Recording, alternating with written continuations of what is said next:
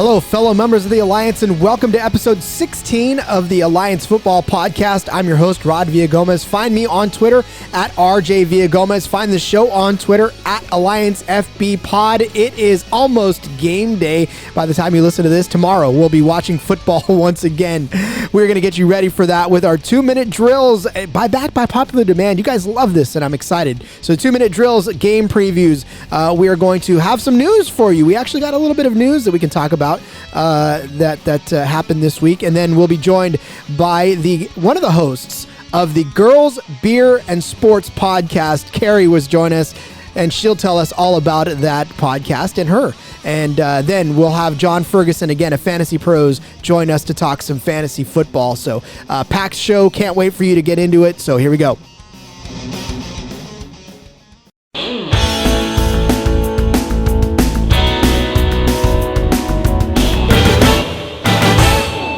All right, it is time to start the stopwatch as we are going to do our 2-minute drills going into this week 5. Man, halfway through the season already. I can't even believe it. It seems like it's gone by so fast and yet so slow at the same time. So, all right, we've got some games to preview, and let's start the clock. Here we go. We start with Orlando taking on Birmingham in what was supposed to be the battle of the unbeatens, but unfortunately Birmingham could not hold up their end of the bargain, and they come into this matchup 3-1 against the red-hot Orlando Apollos, who cooled off in the snow a little, but still managed to beat the Salt Lake Stallions at home in Salt Lake and to come at 4-0. So things to watch out here is who can slow down Garrett Gilbert. This Birmingham defense has been tough all season long, but unfortunately they fell on hard times last week, not allowing keeping the team from scoring more points than them. So unfortunately, like I said, Birmingham coming in 3-0, but Birmingham now has questions about their quarterback, Luis Perez. Is he going to be able to play well enough to beat the Orlando Apollos as he hasn't been able to throw a touchdown pass all season long? So can he actually get in the end zone this week and not rely on his running game and his defense to get the wins? And he's going to need to, because again, this Orlando Apollo offense is potent and it's got plenty of weapons that can score at will, and hasn't been slowed down very much yet this season, even by the elements. So for Birmingham, their defense is going to have to step up huge to hold Orlando to a reasonable point total so that their quarterback, Luis Perez, can hopefully try to lead his team to put up more points than the Orlandos. This is going to be tough. It hasn't been done all season long. Again, we've seen Luis Perez just struggle so much to really get in any effectiveness in the red zone. Again, it's been said before, he's good between the 20s, but once they get to the red zone, it hasn't really materialized into much. So, but is Trent Richardson going to get his fourth quarter touchdowns? Is he going to get any touchdowns? Or is Brandon Ross going to steal the show like he did last week? Those are definitely questions for the Birmingham offense, because they've got a lot of them, and they're going to have to really come with it if they want to beat this Orlando Apollos team. All right, we move on now to Salt Lake. This SL thing is screwing me up. Salt Lake versus San Diego, the Fleet and the Stallions. The Fleet now are reeling after their loss to Memphis, and of course they're still tied for first place in the West, but they are taking on a Stallions team that I still think is better than their record. The Stallions are 1-3 right now. Again, the Fleet even at 2-2, and Salt Lake coming off of that loss to Orlando at home last week. But here's the story. Is Mike Bercovici going to be a good quarterback in week 5 versus week 1? We know now that Philip Nelson is not going to be playing in this game. Obviously, he got hurt last week in Memphis, and so now they are going to turn to Mike Bercovici, the Fleet are, to lead the squad one more time. He's got his hands full against the Salt Lake Stallions defense that has been very, very good all season long. Of course, we talked to Carter Schultz a couple weeks ago, but he leads that tough defense and that tough secondary into San Diego, where Mike Bercovici has been suspect in that week 1 matchup, and he just did not look good. So he's going to have to rely on his running backs, Jaquan Gardner, and now, hello, Bishop Sankey. We get to finally see, hopefully, we get to see him on the field. I know that he's been practicing, and they're all signs are pointing to the fact that Bishop Sankey may return to the lineup, so we might actually see him get some carries. But now you're going to have a 3-headed beast back there, as you do in pretty much every every matchup out there. So, Jaquan Gardner's going to split carries now with Bishop Sankey and then Watson as well. So it's going to be a stacked backfield for that San Diego Fleet offense. But again, as far as the Salt Lake defense is concerned, they're probably going to bring it again like they have every week. So this is going to be a close one, and I think it's going to be a lot closer than most people are going to give it. So again, those are some storylines for the Salt Lake and San Diego game. Now we move to the two teams on the upswing. Memphis taking on Atlanta in Atlanta. Both teams now 1-3, and both coming off emotional wins, first wins of the season. Memphis again, led by the one, the only, the Met Show, Zach Mettenberger, actually did come back to beat the San Diego Fleet, and they're pretty excited about their prospects. And in fact, they're pretty happy about their play overall, because they've gotten some production now from their quarterback, and actually they've had the likes of Reese Horn step up and really play well for them as well. So what this is going to be, the storyline in this one and things to watch out for in this one, is which team is going to continue to ride the high off of their win more. Is it Atlanta now with Aaron Murray, or is it Zach Mettenberger and the Memphis Express? Murray looked good in his relief of Matt Sims. So for Atlanta and Murray, they just need to have that another week of practice, right? Where Mettenberger, you saw what another week of practice did for him. Will it do the same for Aaron Murray and the Atlanta Legends? Because again, the Legends looked very put together, and they had a pretty decent running attack. Albeit Denard Robinson was Denard Robinson-esque, but again, they have a decent offense now that looks like they have the quarterback that can help move the ball. Memphis's defense is still going to have to be, coming through against this Atlanta offense. And I don't want to say high-powered, because it's not really high-powered, but it looks good. It looks like both teams are really feeling good about themselves now with quarterback changes and with some players stepping up that weren't stepping up before. So we'll see which team comes out of this 2-3 and in the hunt for a second playoff spot in the East, because again, the winner of this Orlando and Birmingham game is going to improve to either 5-0 or 4-1 and drop both teams to 4-1 to keep them close. All right, we move to the last game of the weekend. It is San Antonio. It is Arizona. It is a fight for first place in the West. And this team, neither one of these teams is going to win outright first place if San Diego ends up winning, but they will definitely be tied with San Diego should San Diego win earlier that weekend. So San Antonio and Arizona, this is going to come down to whether or not either one of these offenses can get really rolling, because we've seen both of these offenses can make big plays with Logan Woodside going to big play McKay and his other receivers. And then Arizona, right? They've got Josh Wolford, and they've got Jarrell Presley, and now Stockton and Cook and Rashard Ross, who was huge last week. So, both of these teams have very potent offenses when they're put it all together.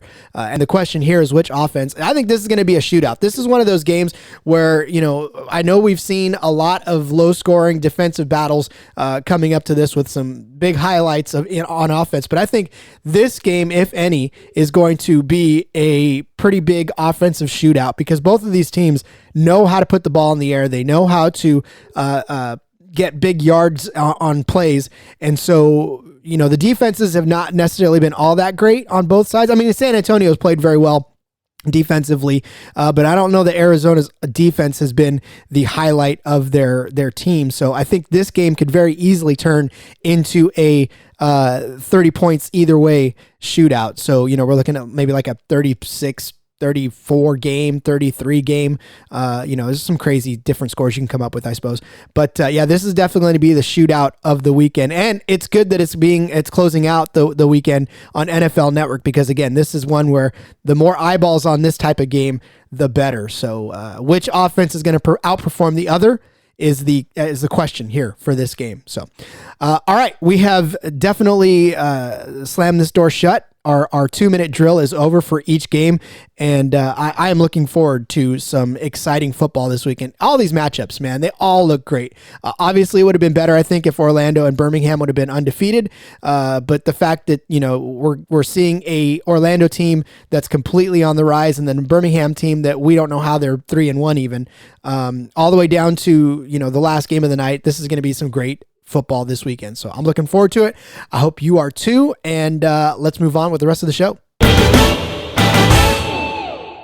So I've stayed away from this entire discussion, except for maybe a couple of tweets, and I don't know that I've really addressed it here on the show, but let's talk a little bit about the news that's been going around for the last, couple of weeks now, and that's Johnny Manziel potentially joining the AAF. It appears from some reports that, and of course this is all Twitter speculation, and I think there maybe Ben Kercheval might have actually said that the talks are getting close between Johnny Manziel and the AAF to where he could possibly play down in the AAF for somebody. Of course, we know San Antonio has the rights to him, but after that, it's just kind of a crapshoot. So where he ultimately will wind up is pretty much a mystery, if he even ends up at all.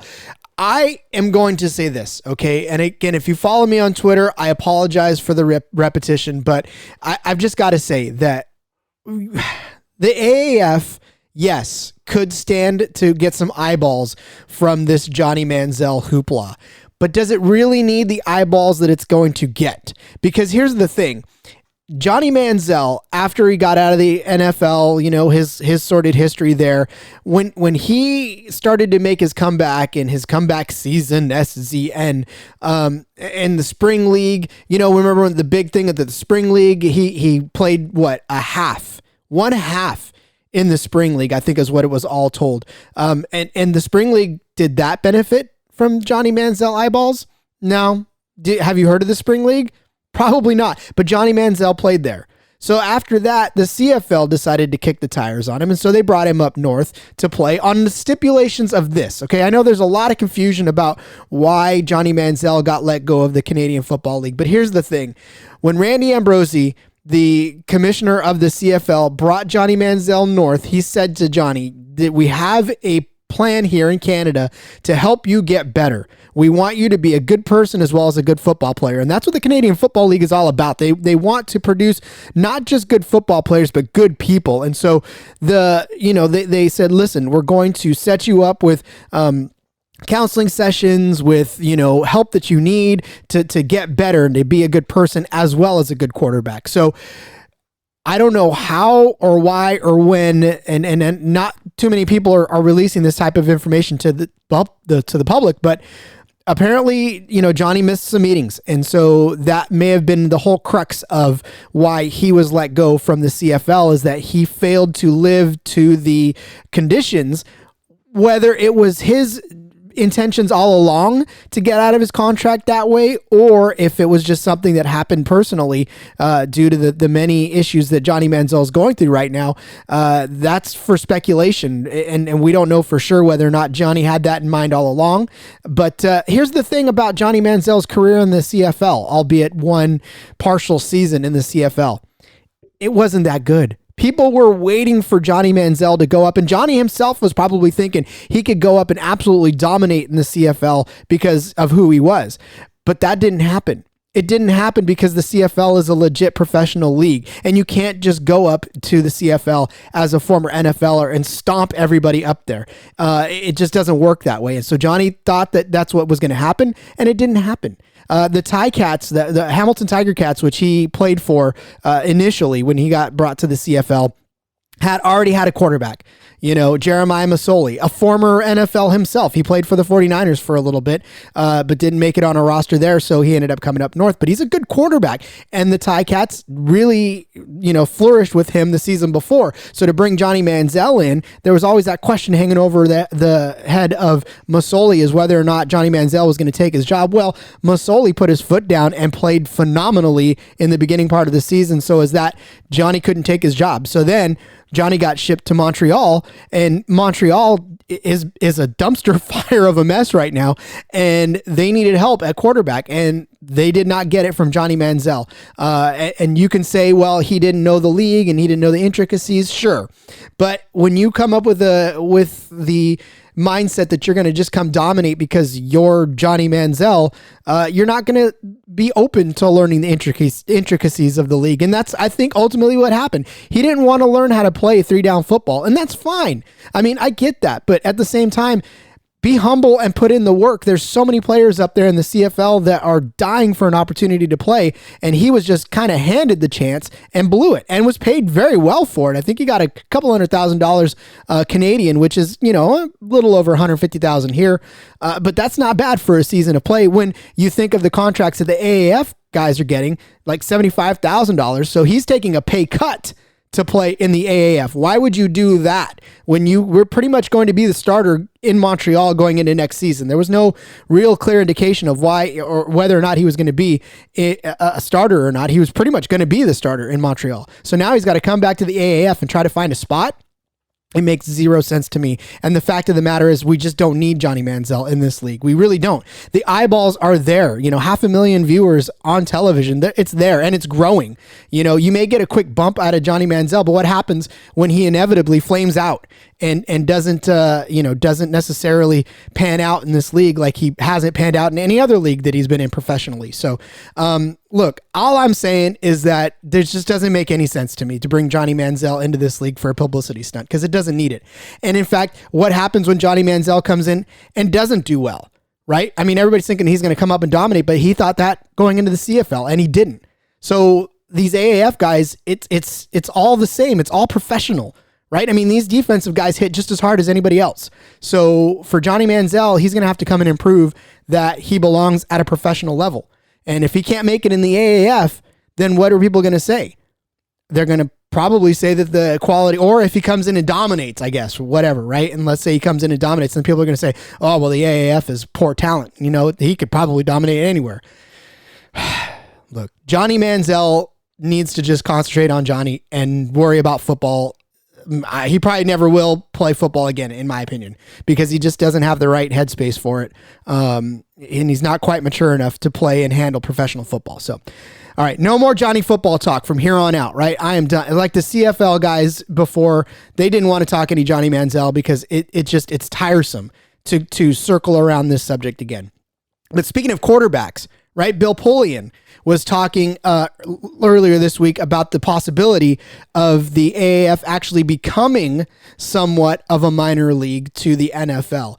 And I've voiced my opinions on this already, I think a little bit, but I'm going to go into depth here now that it's actually brought it forward into the news with Bill Polian talking about, NFL teams sending their third string quarterbacks or some of the practice roster guys that need more snaps. And look, I understand and I get it. Yeah, football is the only real league without a minor league system, and that's great. But now I feel like you're selling the brand short if you are going to settle for being a minor league. And maybe this is the only way that the league is going to be feasible going forward is by being a minor league feeder system. But I feel like you should be a professional spring league in and of itself. Like, I don't see the benefit of selling yourself short as a minor league, because now when you're a professional team, there's a mindset that goes with being a professional team, right? There's a sort of pride that you take in having a professional sports team. But then I've seen minor league towns. I live in a minor league town, and attendance is never as great as it should be.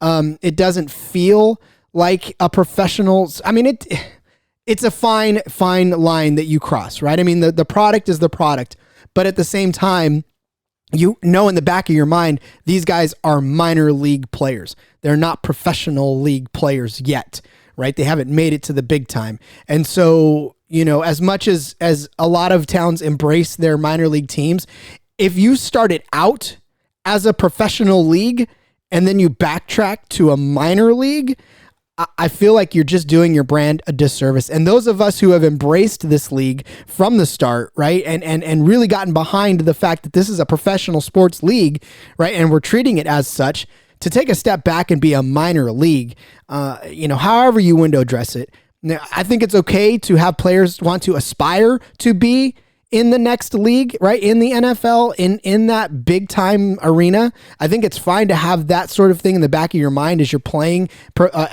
football, but to take away the impression that this is a legit professional league, just a season into your existence, I think is a step backwards. And I honestly don't feel like that sort of, move is right for the league. But then again, I mean, I'm just a guy behind a microphone, right? I mean, I don't make any big time business decisions, so maybe it is the right move for Polian and Abersol and everybody else that's in there. But I just feel like that's not the kind of signal you want to be sending to the rest of the world in week 5 of season 1.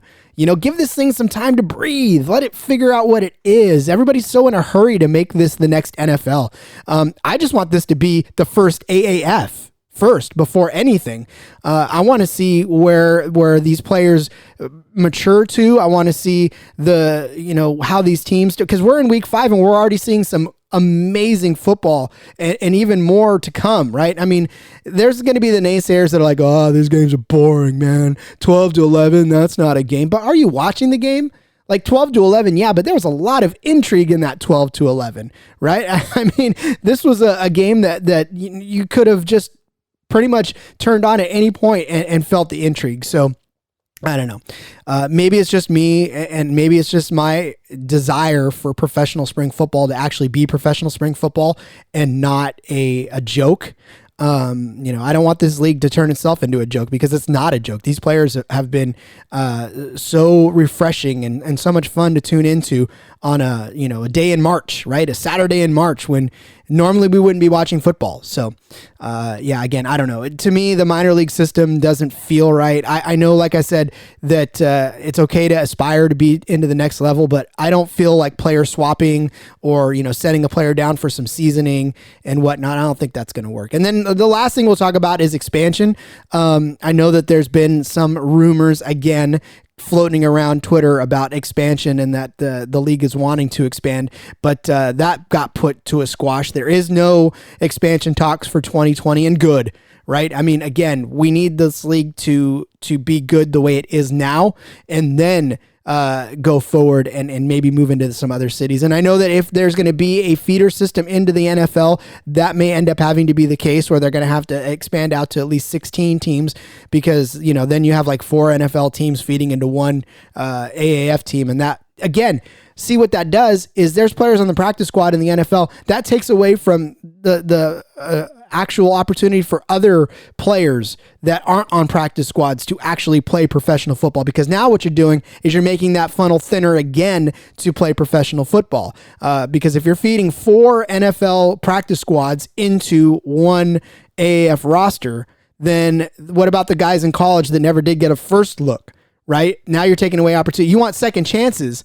Well, a practice squad isn't a second chance, right? A practice squad is already a chance to make it into the big team.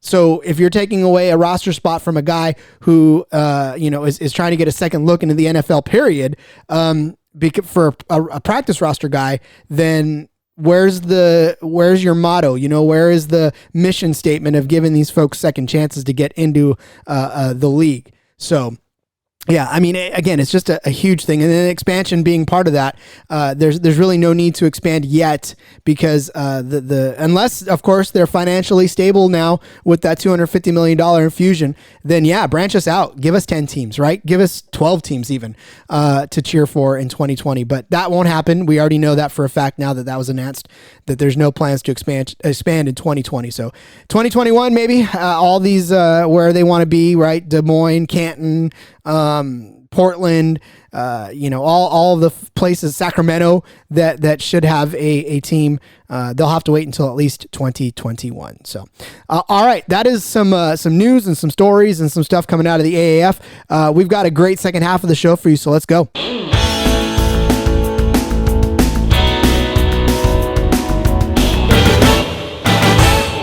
On the line with me right now is Carrie. She is one of the hosts of a podcast that really, when I say the title, you're going to know exactly what it's about. It's Girls, Beer, and Sports, the Girls, Beer, Sports podcast. Carrie, thanks so much for joining us.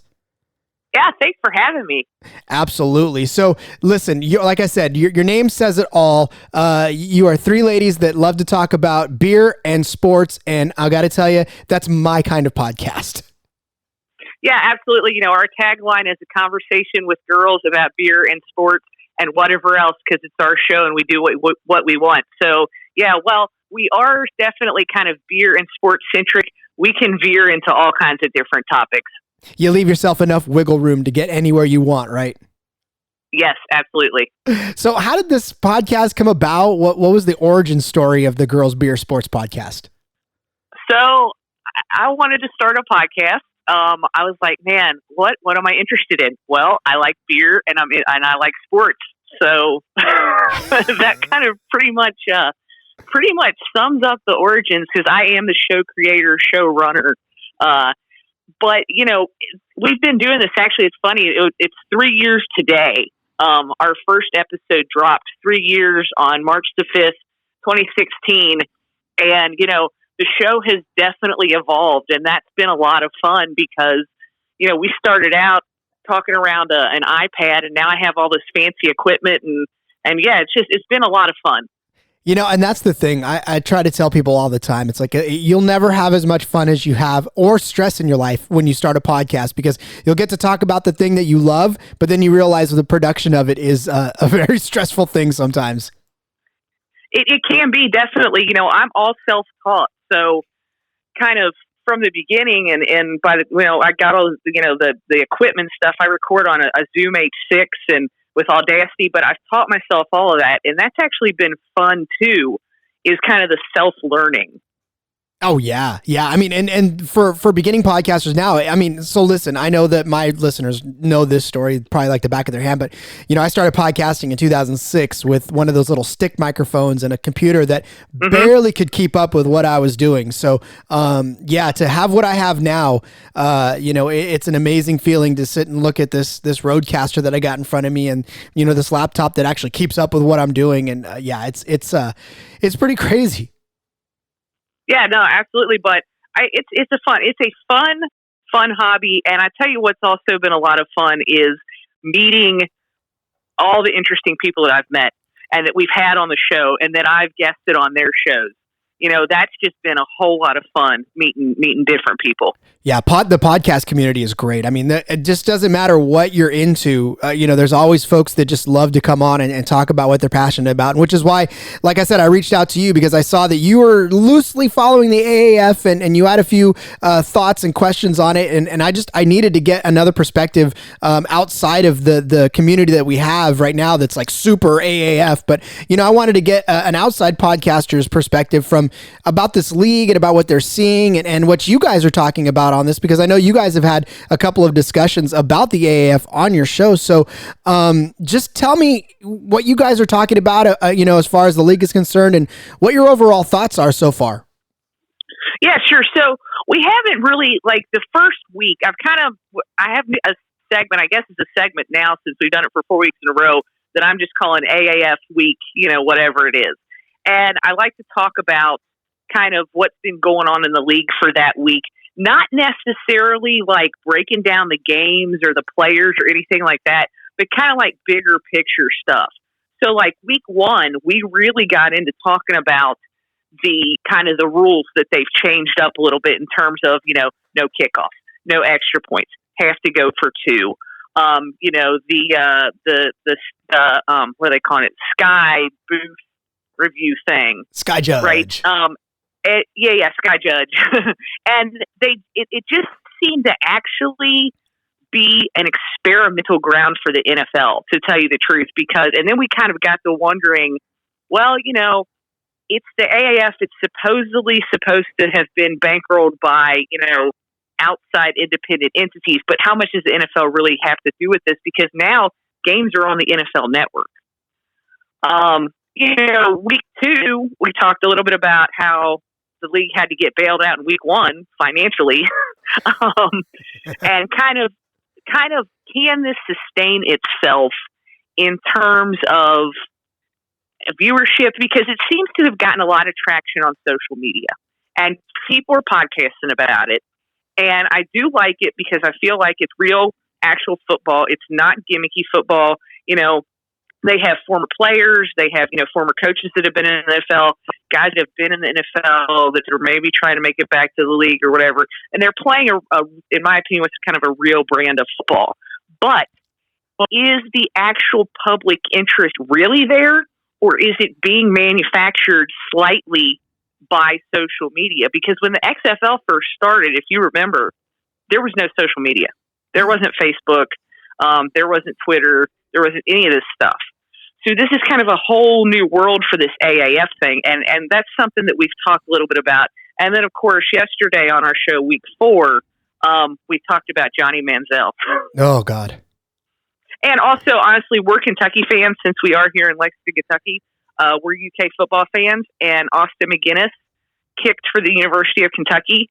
He could not get a tryout, a look-see from anybody in the NFL last year for some reason. The guy gets signed by the Memphis Express, comes in, goes 4 for 4, hits the game winner. So we were really happy to see that for him. And see, that right there is, I think, where this league definitely benefits, is the fact that you get attached to players and they don't make it, right? I mean, there's a couple of players that came through. I'm a fan of the Niners, and Anthony Dixon was one of my favorite running backs that I've ever watched run in the Niners uniform. He just never took off. Like, he just never got anything going. He played a couple of seasons and then just sort of vanished. I wish that there was an AAF when Anthony Dixon was being cast aside, because I would have loved to see him tear up the AAF, because I think he would have done such a great job. So the fact that, your favorite kicker, right, didn't get a look. Now he's coming in and clutch for a professional football team. You asked about sustainment. I think that's where the sustainment lies. And you bring up an interesting point about the manufacture of social media, because you're right. I remember when the XFL did come out, and I was one people of my friends that actually cared that the league was actually starting, and I jumped wholeheartedly into the XFL, and nobody else around me did it. But now with this AAF, I started a podcast, right? And I mean, now all of a sudden, here we are, a bunch of us talking about the AAF, which, for me, if I'd had that, I don't know how many years ago when the XFL started, I think things would have been a little differently. So yeah, that's an interesting take. I never really thought about it that way.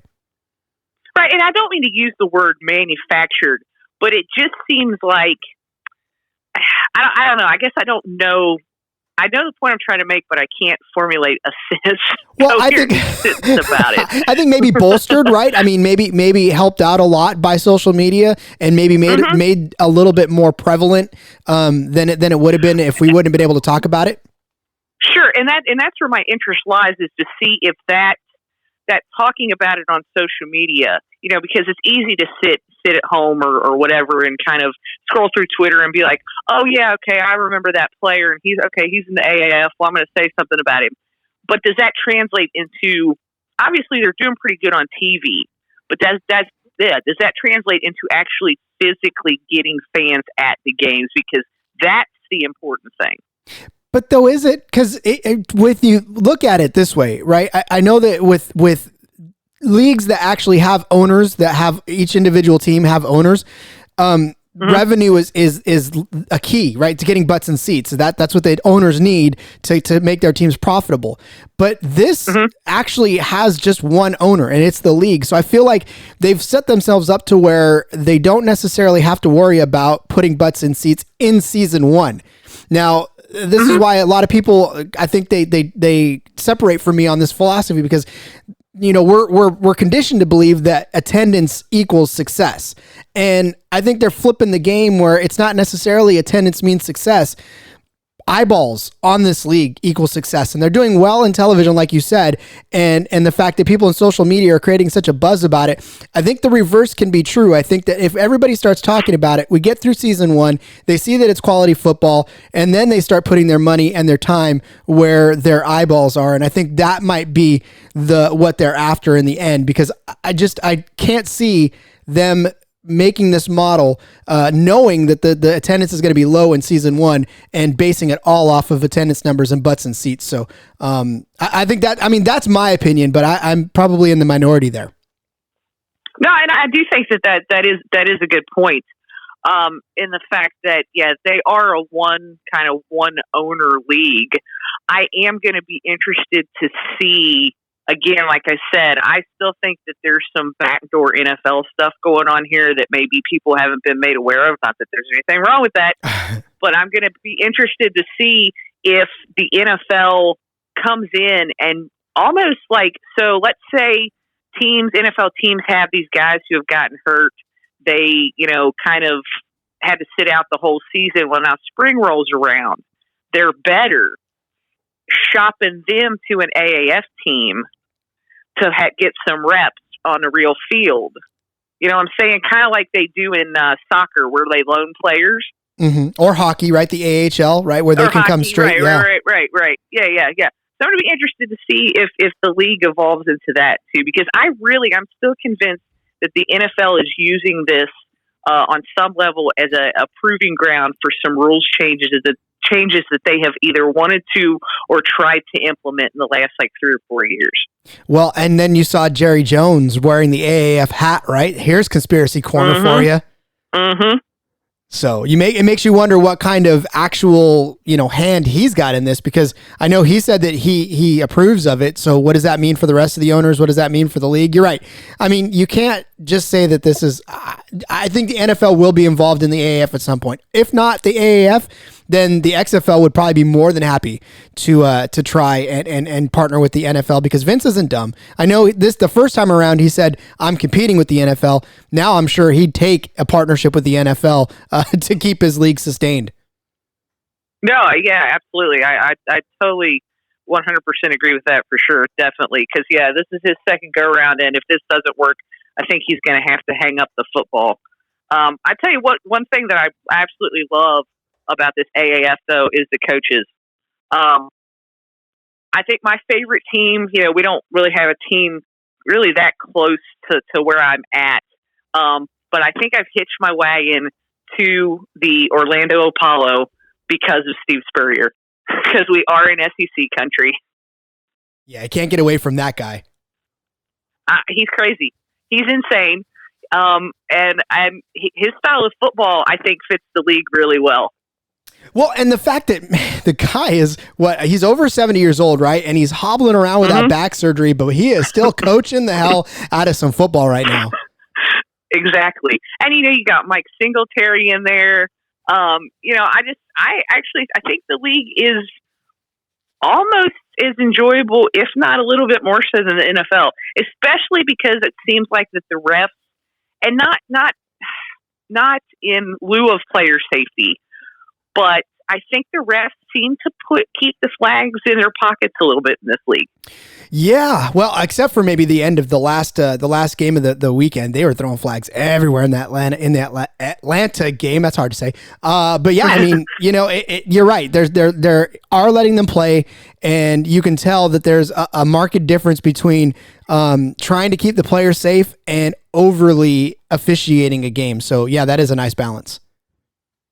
Yeah, and I actually like the fact that they put a camera in the Sky Judge booth and showed you exactly how that process works. I cannot believe that they did that, for one. And I am thrilled that they did, because the first time that they actually cut to the person and they were making the decision, I was like, now I can get mad at you and know why I'm mad at you. Exactly. Yeah. And then, because you have no idea. You're looking at the replay, you're looking at the ref with these headphones, looking at it on the field. You have no idea what's going on. Is he actually hearing anybody or what? And I really, really do also like that aspect of the league. Yeah, absolutely. It's a breath of fresh air. There's so many things in this league that make me just so super excited to be watching football, and I don't think I'm ever going to stop. So, all right. So let's talk about the beer aspect of this, because I'm a minor beer enthusiast. Like I've started my Untapped, and I mean, I'm not anywhere near where anybody else is at probably, but I've got a good 170 some odd unique beers going for me in a couple of years. So, what is your take on beer on the podcast? Like, how does that incorporate itself?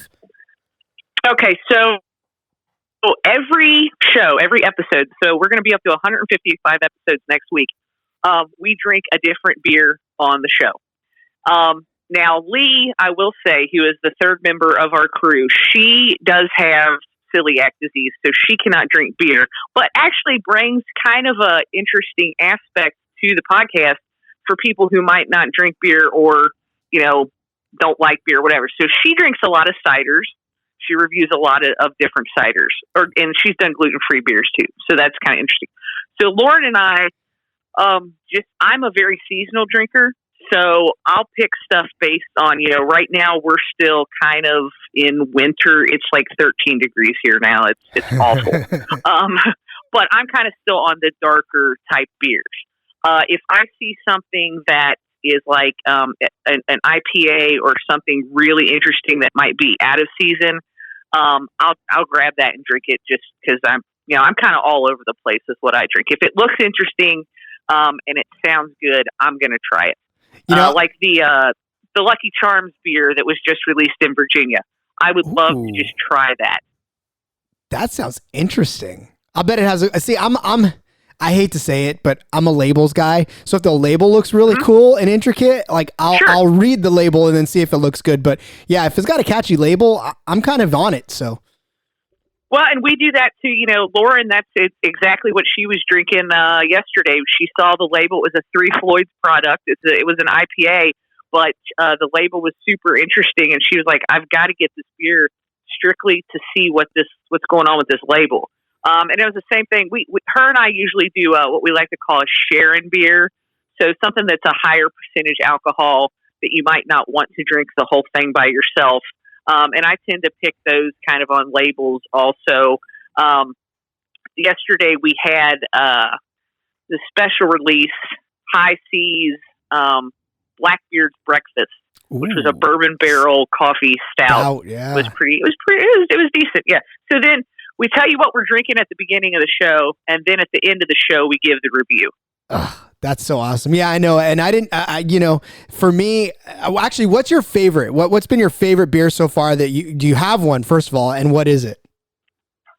Oh, wow. I'm a big, not necessarily brewer, like a favorite brewer necessarily. I tend to like certain styles. So I'm a big NEPA fan. I do like IPAs, but I like certain hops. So I'm big into Citra hops. I really like Mosaic hops. And I also like Galaxy hops. So if I pick up something or see something that's made with any of or all of those hops, I'm probably going to try it. But, like I said, I'm pretty much, I'll try anything.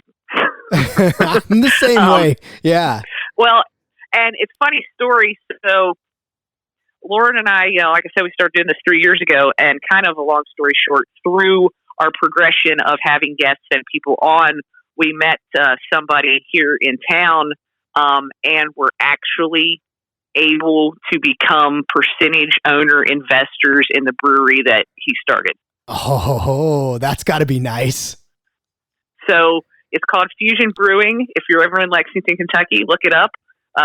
It just opened January 29th, Super Bowl weekend. Well, I got to tell you, if I were part owner of a beer company, I would probably be, well, first of all, not sober a lot. And second of all, just super excited. So that's got to be great. That's got to be exciting for you guys. Yeah, it was. And, podcasting did that. I would have never, met Chris and all this if it had been for podcasting. So yeah, we've been super excited about it.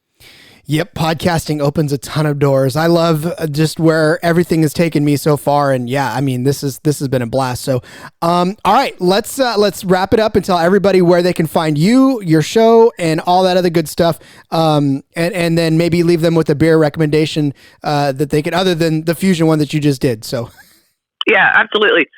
So you can find us on Twitter. If you want to tweet us or follow us on the Twitter at GRLS Beer at GRLS Beer Sports. Just leave out the I in girls. If you're tweeting and you're interacting with us on Twitter, you're interacting with me because I run the Twitter account. But you can, we're on Facebook, we're on Instagram. You can listen to us on iTunes, Spotify, iHeartRadio, pretty much anywhere where you can get free podcasts. We're on 12 Ounce Sports Radio, internet platform, and we're also on the Barn Burner Network. So yeah, we're pretty much all over the place out there. And trying to think, man, you put me on the spot with a beer recommendation. Got to ask the tough questions. You really do. If you like, kind of one of my go-tos, if I'm just looking for something to just kind of drink on the regular, I really like Rheingeist out of Cincinnati. They have a really nice IPA called The Truth. It's a solid go-to. I also, one of my go-tos on draft, if I see it, is the Shoots Fresh Squeeze. Yes, it's really good. Really good. All right, there it is. The recommendation from somebody who knows beer because it's in the label of her show. She's Carrie from Girls, Beers, and Sports Podcast. Thank you so much for joining us, and I hope everybody had a good time learning about and hopefully got thirsty for some good beer. So thanks, Carrie. Thanks for having me. Appreciate it.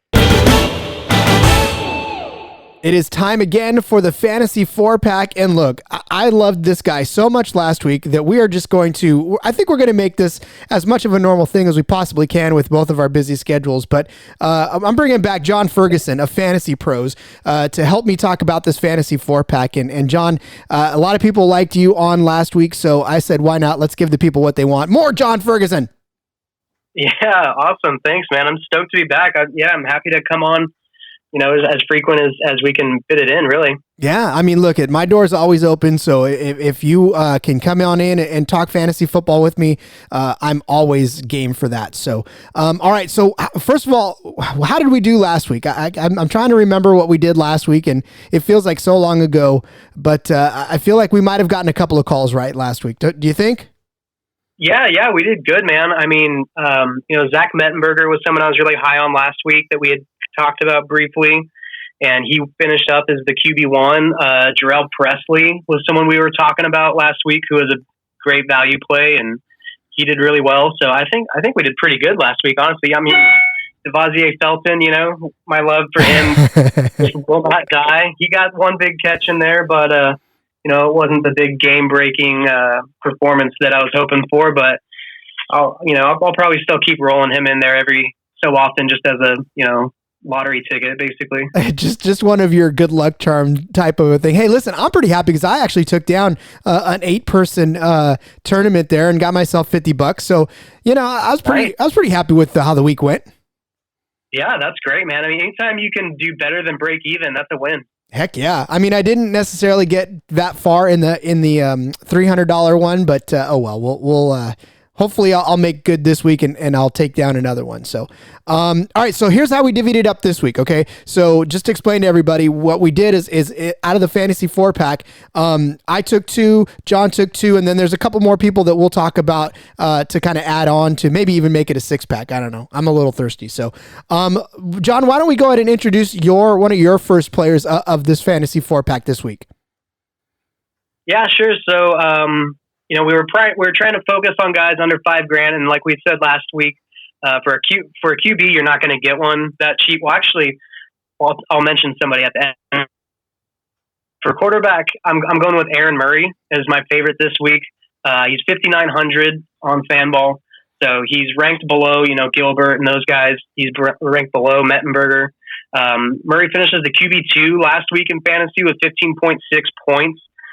He led the league with 254 passing yards.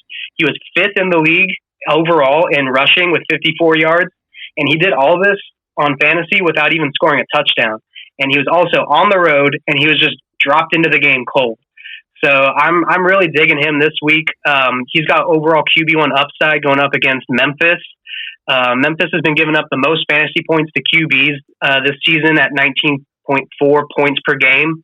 And then they've also been really vulnerable to mobile quarterbacks. If you look at the game logs the few weeks back, Alex Ross and Philip Nelson combined for 60 yards against them last week. Gilbert ran for 21 yards and a touchdown in week 3. And then even Wolford, he picked up 25 yards and converted a 2-pointer on the ground. So, Murray gives you that rushing upside that's super duper valuable in fantasy. And he's a good quarterback just all around. I mean, he's SEC's all-time passing leader. So, and then, he's also got that new offensive coordinator coming in. It's Ken Zampese, who has a tremendous track record really at the NFL level of being a QB coach. He was a QB coach for the Browns last year, so he helped Baker Mayfield have that really nice rookie season. He was a longtime coach for the Bengals, so he helped develop Carson Palmer and Andy Dalton there, and he even coached under Mike Martz with the Rams back in the whole Kurt Warner era. So he's got tons of experience that he's bringing in to help Murray. Yeah, and again, Murray's valuableness to that Atlanta Legends offense was immediately apparent. So yeah, I mean, definitely a good dart throw at 5,900. So if you're gonna pay down at quarterback, which we're gonna talk about later, but this is pretty much the week to do that. Yeah, you definitely aren't gonna be hurting too much, I think, if you take Aaron Murray with that. I'm gonna go and switch to a running back, and that's D'Ernest Johnson. And people, I mean, as much as you have your love of your guy, D'Ernest Johnson, I feel like that's every week I keep banging the drum for him. And, last week he had a down week coming off of a really big week. He had a 17.7 fantasy point performance in week 3, only to see it dip by 10 points in week 4. But he's going to go up against a Birmingham Iron team that just got thrashed by Kenneth Farrow. Not to say that, D'Ernest is Kenneth Farrow, but you got to think that he has that same type of potential to rip off those big runs as we saw him do against Memphis in week 3. So I think D'Ernest Johnson is still getting the carries. He's still getting the yards per carry that you want to see. It's just a matter of, they went up against a Salt Lake defense in the snow that didn't necessarily budge for him or anybody for that matter until about the second half when they finally Zambonied the snow off of the field. But even then, at that point, it was Garrett Gilbert's show and the air show at that point. So I think D'Ernest Johnson is going to get his fair share against this Iron defense who, by all rights and accounts, is a tough defense, but has been proven to be suspect against the run. And I think Orlando is going to take full advantage of that this coming week. Yeah, he is. He's a great play. He's a good bounce back candidate, and he's actually one of the top ranked running backs in the league still. Pro Football Focus has him ranked as the number 2 running back with a 76.5 grade. So to get him at $5,000, that kind of screams value. Really, it's very reminiscent of our Jarrell Presley pick last week. So yeah, Johnson's definitely poised to have a great game. Absolutely. Yeah. 5K.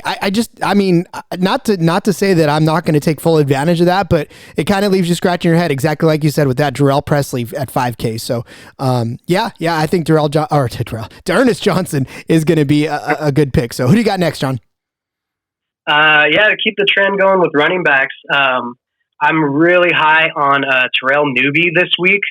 So Brandon Oliver, he's very questionable to play this week with a pulled groin. And Terrell Newby basically fits the mold of a Brandon Oliver carbon copy, really. I mean, they're very similar skill set with, the dual threat capabilities, and even size-wise. Newby's 5'9", 205 pounds. Oliver's 5'8", 204 pounds. So it's like, I mean, whoever hasn't pooped that day basically is the bigger back, I feel like, on any given day.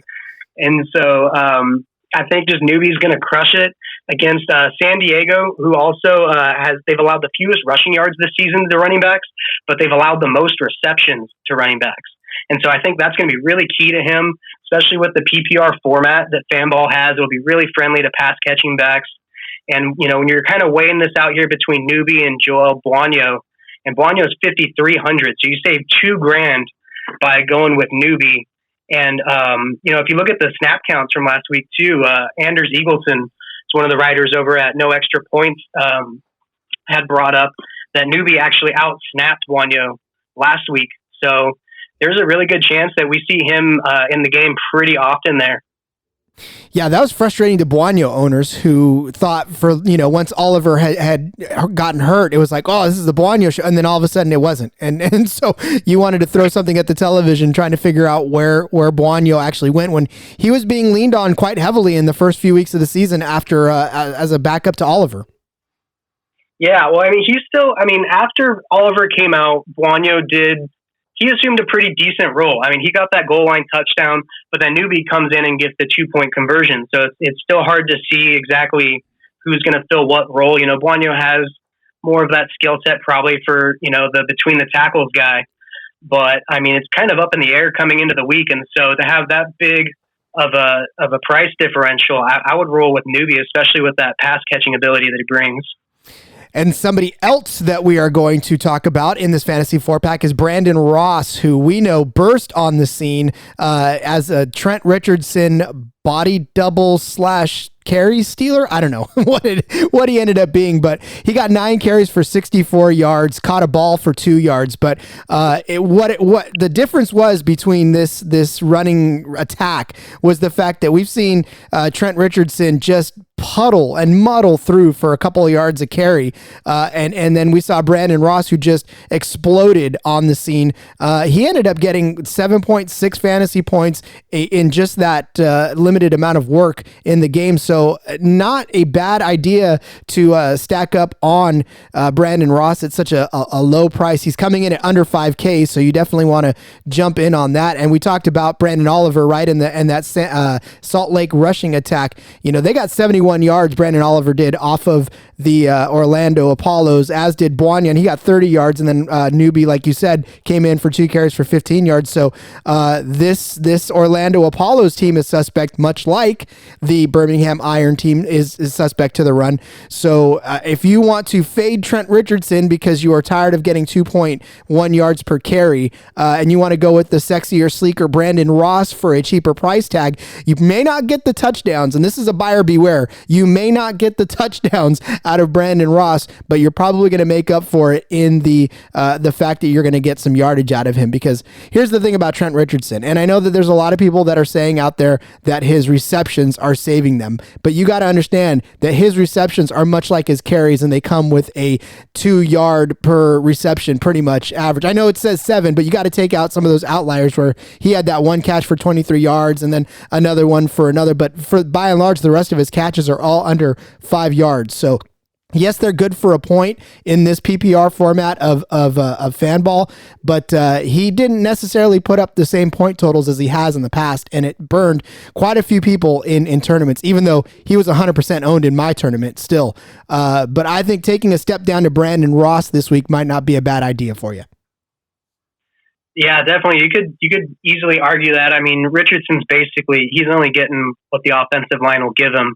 You know, and his vision still is highly questionable. And Ross, he offers so much more burst. You know, he's able to get around the edges and break big runs, whereas, you know, G-Rich, we're just, you know, he's touchdown dependent. And luckily he's gotten those touchdowns every week basically, right? But I mean, if you don't get the touchdown from him, then you're kind of struggling. And then on top of that too, you know, with Luis Perez, he's just continuing to decline, man. Like, I don't know what's going on with him, but he's not scoring touchdowns still either. And I mean, just with their offense, it's going to have to be run through the running game. You know, they can't rely on Perez. So it's going to be a high scoring game, potentially going up against Orlando, obviously. And so they'll have to use both running backs pretty heavily, I think. Yeah, and I think Ross might actually catch a couple more passes this go around, because again, with Trent catching passes for 5 yards, it's not getting it done. And we saw Brandon Ross in his first game really come in and just change the complex of that entire rushing game. So yeah, I'm high on Brandon Ross this week. So who else you got there, John? Well, the thing that I'm looking at for building lineups this week that I was going to talk about is just, you know, the way that you're building, who you're building around. And so if you wanted to fade Garrett Gilbert, even though he's been, you know, just as reliable as they come, you can argue him as a lock for QB1 every week, and no one will be able to really dispute that. But by fitting in Aaron Murray in there and building your lineup around guys like Charles Johnson and Rashad Ross, I think that's really a way to go. With wide receiver, you know, I was really trying to dig through wide receivers for someone to mention as a value play, but, you know, at the price points that are offered, there's no one that I really like under $5,000. I mean, the closest thing that you'll find is like Mikhail McKay is 5,100. And so you could fit him in as a solid flex, but I'll give you my favorite optimal lineup that I've built here real quick. Goes with Aaron Murray at quarterback, D'Ernest Johnson, as you mentioned, as the running back, Charles Johnson as your wide receiver. And then for flexes, I'm going with Rashad Ross, Terrell Newby, and Mikhail McKay. And that leaves you, believe it or not, with $400 of salary remaining even. And I think that could just be a knockout lineup. That's wow. I mean, already with Rashard Ross and Charles Johnson in there, just as it stands, as a Rashard Ross as a flex, that's a heck of a lineup. Yeah. So, I mean, I think, this is a decent week to fade the higher priced quarterbacks when you've been paying, $7,000 for Garrett Gilbert basically every week. Going with Aaron Murray lets you fit in these really explosive wideouts that I feel like you really do need to pay for this week. And then there's tons of running back value plays, really. Like, you could build a whole podcast episode on running back value plays because we're just seeing so much committee work in this league, and there's so many guys who have such niche roles on these offenses that, there's a lot of opportunity for those guys. And so I feel like you have to really just you got to lock in on those, because Charles Johnson and Rashard Ross, they're in a league of their own, respectively. Like, Charles Johnson and Rashard Ross are top two. And after that, it's just like a slew of average play, basically. Yeah, and it makes it difficult to even attempt to rank these guys because, again, you're right. I mean, after the top two, then you're just kind of saying it's almost a coin flip at everyone, and whoever wins that coin flip is going to get one above the other. I am impressed with the Pearsonells of the world who, maybe with a little steadier quarterback play could make some impact, but. Yeah, I mean, again, with the value plays at running back, yeah, I mean, you can afford the Rashard Rosses and the Charles Johnsons of the world. So, and you're right. I mean, a lot of these teams now are rolling out like three-headed monsters at running back, and you just never know with the touch count who's going to walk away with the most touches that week. And even a team like Arizona, who's got Jarrell Presley, I mean, they've got Tim Cook and Stockton right behind him that you don't know if they're going to steal carries from Presley or not on a week-to-week basis. Yeah, no, this was something I kind of anticipated when the league had started. And so, like, in the season-long leagues that I did do, I was waiting on running back because, I mean, you're not going to find featured backs in this league for a lot of reasons. First of all, even at the NFL level, you only get a handful of elite talents out of 32 teams that are able and willing to carry, these featured back lead roles. And so in a league like this, where you're kind of, you're dealing with, not to put it in a negative way, but the scraps of the NFL, you're getting a lot of guys who are, whose careers were just marred by injury, or they're just one-dimensional players and things like that. And so, I mean, and on top of that, the pace of the game, with the shorter play clock, and they really push like fast pace. You don't get the rest with the kickoffs and things like that, really. And so, I just kind of anticipated we're probably not going to see a whole lot of lead backs. It's going to be a lot of committee work, and it's definitely kind of shaken out that way. And it makes for an interesting future in the world of what we watch, and fantasy wise too, because again, like in the NFL, you could pretty much hang your hat around one, if not two running backs in a backfield. But now, I mean, if you're watching out for 3, 4, 5 running backs coming out, then it's just going to change the way we play fantasy football. That's for sure. Yeah. And it's just, we still are only looking at 4 weeks of performances, for the league in general. And so it's hard to identify trends still with such a small sample size. And, like Kenneth Farrow is a perfect example of that, really, because, he had double-digit carries the first 2 weeks, and then he kind of fell down with only, 9 carries. Week 3, he had low yardage that week. Then all of a sudden he blows up with, 30 carries over 100 yards week 4. So you're still seeing a lot of kind of roller coaster performances from some of these guys. And it's really hard to really just peg down like, okay, this guy has this role on this offense. Yeah, I picked the wrong week to ride the Terry Williams train because, boy, I tell you, I got burned by that. Every time Farrow touched the ball, I just wanted to rip my hair out. I said, no, come on. I didn't pick Farrow that week. Yeah, Trey Williams and Beatty, actually, you could really argue that they're solid kind of like post-hype sleepers this week. At running back, they both showed really well the weeks before. Williams still got that touchdown. Yeah, but he did. He didn't. People were expecting, and even I had him ranked, I think, like RB5 last week. So obviously he didn't touch that. But those are decent plays actually because they're both very explosive guys, Williams and Beatty, and their prices are pretty friendly. They're both in that lower 4,000 range. I believe 4,600 for Beatty and 4,300 for Williams. So yeah, if you want to go sub $5,000 with running backs, those guys, had a lot of attention last week, and they'll probably be faded pretty hard this week. And Beatty's actually got an amazing matchup against Atlanta, who's just given up the most fantasy points to running backs as well. So what we take away, it's a good week for running backs, yeah? It is, yeah. That's what I was saying, man. Like, it feels like, I don't know if it's just this week in particular or what, but I feel like you could just build an entire lineup off of running backs this week. While we would not condone that, we would just say that would be something that you should try. Maybe throw a freebie out there and see if you can score with that. So, yeah, try that for the free roll. That's not my professional financial advice, but never mine either. There's no way on God's green earth I'd tell you to do that with actual money on the table. But it'd be fun to do for free. Why not? Yeah, exactly. All right, John. Well, we'll go ahead and wrap it up then. And we've given some good advice here. And I hope people are playing fanball because the overlays on these contests are insane right now. Yeah, that's been, I mean, you're not getting too much competition on these things. And I mean, you can still have a flop in your lineup and cash in pretty good. So it's been great, man. Fanball has been killer. It's really kind of taken over for the whole fantasy perspective of this league. I feel like it seems like season long is kind of dying out a little bit as far as attention, and fanball just keeps crushing. Yep. And I'm going to continue to ride that train all the way until my girls have money for college. But no, I'm just kidding. That's not going to happen. Yeah, the cash outs could get a little bit bigger. That'd be great. But I mean, hey, money is money. It's true. It's true. If I can continue to play just off of the money that I win all season long, I'll be a happy camper. So, all right. He is John Ferguson. Find him on Twitter at FantasyFerguson. Again, he is my guest for the Fantasy 4-Pack, and I'm just going to call him co-host for the Fantasy 4-Pack from now on because we'll probably have him on at least for 3, 4, maybe all the rest of the season long, depending on our schedule. But thanks, John, once again for coming on in and talking fantasy football with us.